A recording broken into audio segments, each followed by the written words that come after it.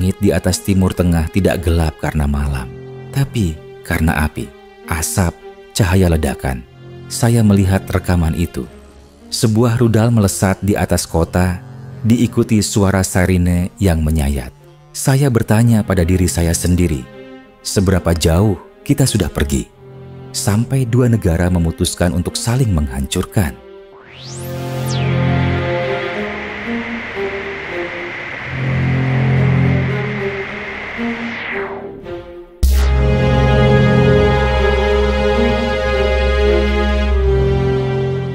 Israel memulai lebih dulu. Atau setidaknya itulah yang tampak. Operasi mereka disebut Rising Lion, bukan serangan biasa. Ini adalah pesan. Pesawat tempur F-35, drone siluman, dan rudal presisi menghantam wilayah Iran. Bukan di pinggir, tapi di pusat-pusat vital. Fasilitas nuklir, markas komando militer, bahkan sistem komunikasi bawah tanah. Saya tidak tahu apakah mereka ingin menang atau ingin mengingatkan. Yang pasti, Iran mengingat.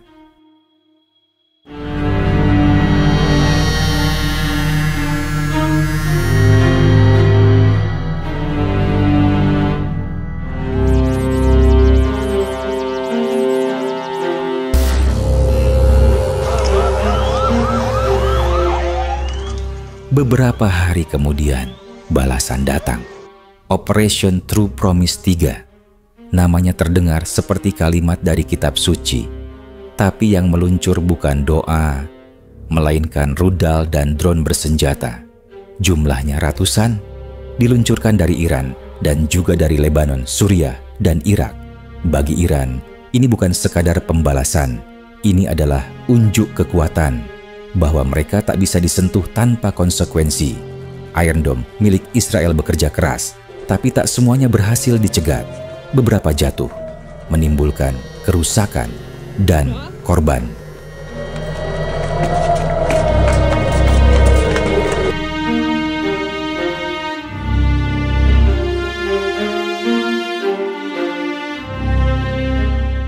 Yang jadi korban, seperti biasa, bukan mereka yang merencanakan perang, tapi mereka yang tinggal di dekatnya.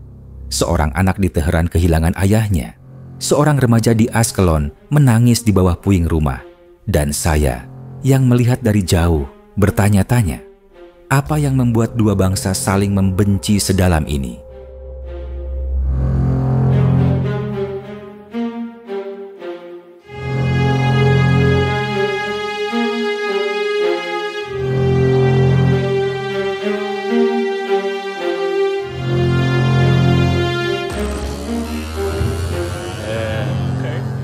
Permusuhan ini bukan hal baru.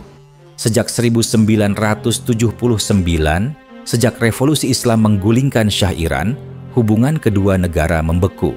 Iran melihat Israel sebagai musuh. Israel melihat Iran sebagai ancaman. Saling sabotase, saling sanksi, saling bunuh lewat tangan-tangan lain. Mereka seperti dua gunung es, tampak diam, tapi saling dorong di bawah permukaan. Dan hari ini, permukaannya retak.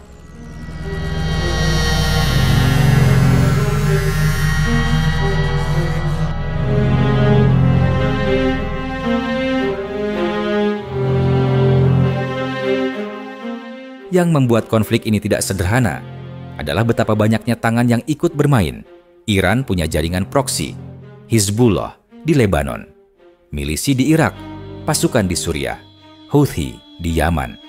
Mereka bukan hanya sekutu, mereka adalah bagian dari sistem pertahanan Iran. Kalau satu diserang, semuanya bisa ikut bergerak. Israel tahu ini. Maka ketika mereka menghantam Iran, mereka juga sedang menantang lingkaran itu.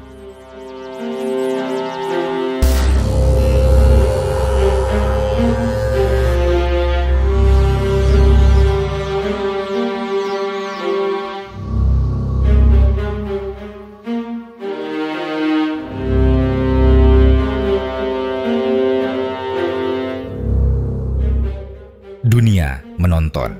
Amerika Serikat mengirim kapal induk. Eropa mengirim seruan damai. Cina dan Rusia, mereka memilih diam. Tapi diam di sini bukan berarti netral, diam bisa berarti menunggu momentum. Saya tidak tahu apakah para pemimpin dunia benar-benar menginginkan perdamaian, tapi saya tahu satu hal, jika konflik ini membesar, tak akan ada yang untung. Ayo.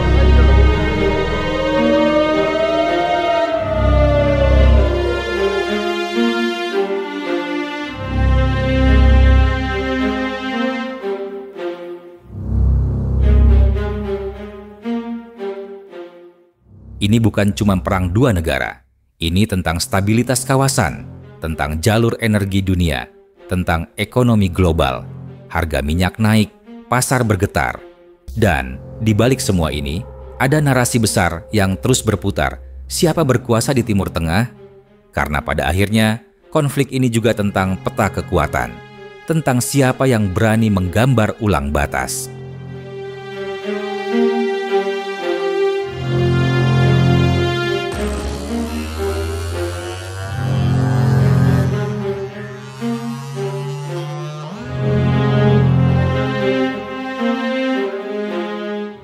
Tapi di balik analisa geopolitik, kita tidak boleh lupa. Ada manusia di balik semua ini. Anak-anak yang belum tahu siapa musuhnya, tapi sudah belajar cara sembunyi saat sirin berbunyi. Ibu-ibu yang tidak bicara soal strategi militer, tapi bertanya, "Di mana saya bisa cari susu untuk anak saya sekarang?"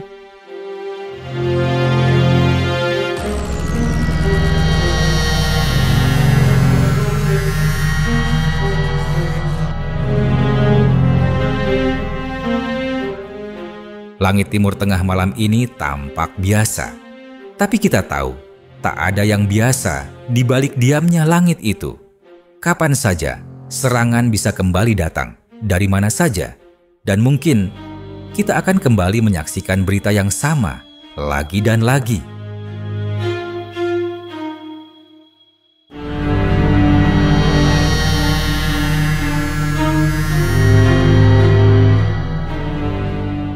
Saya tidak menyalahkan, saya juga tidak membela.